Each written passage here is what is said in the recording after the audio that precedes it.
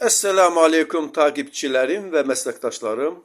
Bu videoda Mitsubishi Heavy Industries inverter tipli klimanın uzaktan kumandasının nasıl kullanılacağını göstereceğim. İlk olarak uzaktan kumandaya pilleri takıyoruz.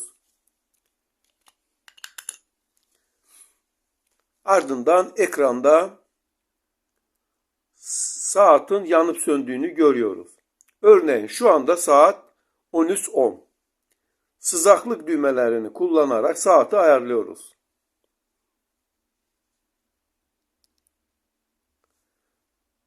Ve on-off düğmesini basıyoruz. Bu klimanın on-off yani açma kapama düğmesidir. Bu düğme sayesinde klimayı açıp kapatabiliyoruz. Açıyoruz, kapatıyoruz, açıyoruz. Mod düğmesi yardımıyla klimanın modlarını değiştirebiliyoruz. Bu klimanın 5 modu var. Otomatik, soğutma, ısıtma, nem alma ve fan modu. Kullanıcıların büyük çoxunluğu klimayı soğutma amacı kullandığı için önce bu modu açıklayacağız. Mod tuşuna basıyoruz ve imles kar dənəsinin önünde durduğunda klimanın soğutma moduna geçtiği kabul ediliyor. Bu modda klima sıcaklığını 22-24 dereceye ayarlıyoruz. 22 derecenin altındaki sıcaklıklar bazen soğuk algınlığına neden olabilir. Mod tuşuna tekrar bastığımızda ısıtma moduna geçiyoruz. Bu modda klima sıcaklığını 26 ile 30 dereceye ayarlıyoruz. Sıcak hava hafif olduğu için üstte birikiyor ve klima sık sık açıp kapanıyor. Klimamız ısıtma modunda verimli çalışabilmesi için fan hızını otomatik hız moduna ayarlamamız önerilir. Otomatik hız moduna geçmek için fan hızı düğmesini kullanıyoruz. Yukarı, orta, düşük ve auto. Durumda klimanın fan hızı mikro işlemci tarafından seçilecektir. Bu nedenle evaporatör ancak 0 dereceye yaklaştığında karla kaplanacaktır. Mod tuşuna tekrar bastığımızda kuru moda yani dry moduna geçiyoruz. Bu mod odadaki nemi azaltmak için tasarlanmıştır. Mod tuşuna tekrar basıp fan moduna geçiyoruz. Bu durumda klima normal bir fan gibi çalışacaktır. Mod tuşuna tekrar bastığımızda klimanın otomatik moduna geçiyoruz. Bu modda klima verilen modda sıcaklığı her zaman aynı seviyede tutmaya çalışır. Bu modda ekranda 0 rakamını görüyoruz. Bu sıcaklık olarak 24 derecenin seçildiği anlamına gelir. Otomatik modda odadaki hava sıcaklığı 24 derecenin üzerine çıkarsa klima soğutma modunda, altına düşerse ısıtma modunda çalışacaktır. Bu modun sıcaklık ayarını sıcaklık tuşları yardımıyla değiştirebiliriz.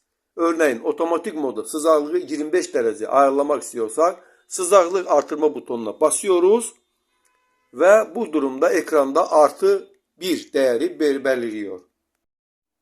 23 derece ayarlamak istediğimizde sıcaklık düşürme düğmesine basıyoruz ve eksi 1 oldukta klimamız 23 derece ayarlanmış oluyor. Şimdi tekrar mod düğmesine basıp soğutma moduna geçiyoruz.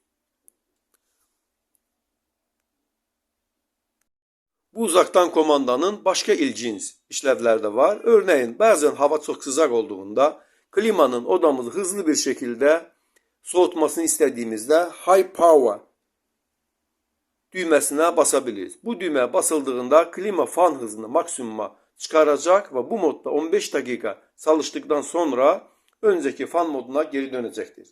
Klimanın enerji tasarrufu yapmasını istediğimizde aynı düğmeye bir kez daha basmamız gerekiyor. Klimanın Airflow hava akış düğmesine her basıldığında panjurla belirli bir yönde duruyor ve bu durum ekranda kolayca görülebiliyor.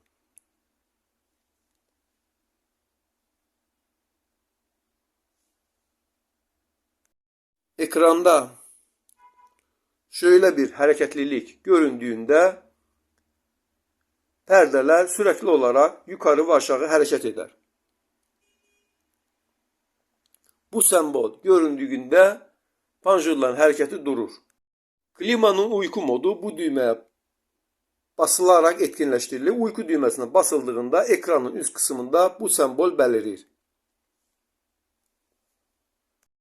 Uyku modunda ayarlanan süre dolduğunda klima kapanır. Örneğin uyku zamanlayıcısını 4 saate ayarlarsak klima belirtilen modda 4 saat çalıştıktan sonra kapanır.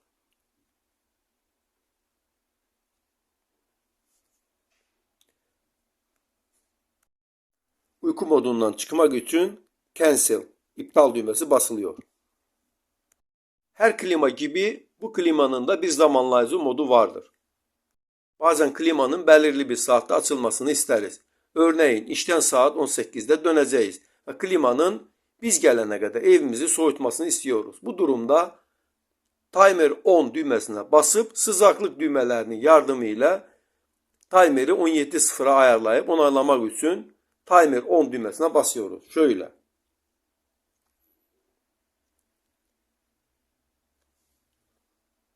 Klimamız saat 17'de açılacak ve eve dönene kadar evimizi soğutacak veya ısıtacaktır. Bu moddan çıkmak için iptal butonuna basmamız gerekiyor. Klimanın belirli bir saatte kapanmasını istiyorsak timer off yani zamanlayıcı kapama butonuna basıyoruz. Örneğin klimamızın saat 05'te kapanmasını istiyoruz.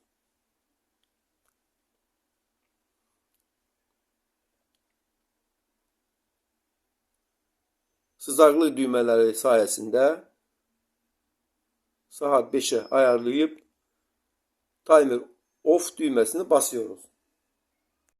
Timer off modundan çıkmak için aynı düğmeni yeniden basıyoruz.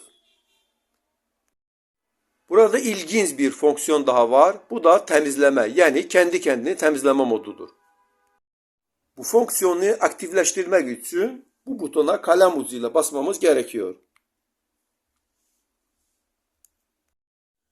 Bu düğme basıldığında ekranda bu sembol görünür. Klima kapatıldığında 2 saat, 2 hour görünür. Bu işlem 2 saat boyunca devam eder ve ardından klima kapanır.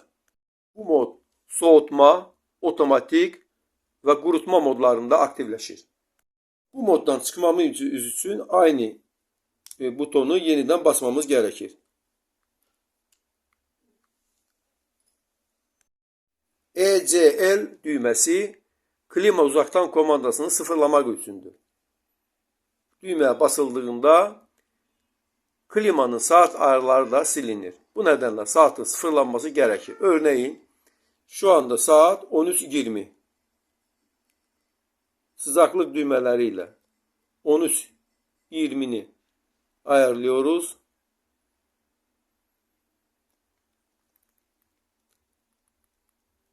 Ve on off düğmesini basıp onaylıyoruz.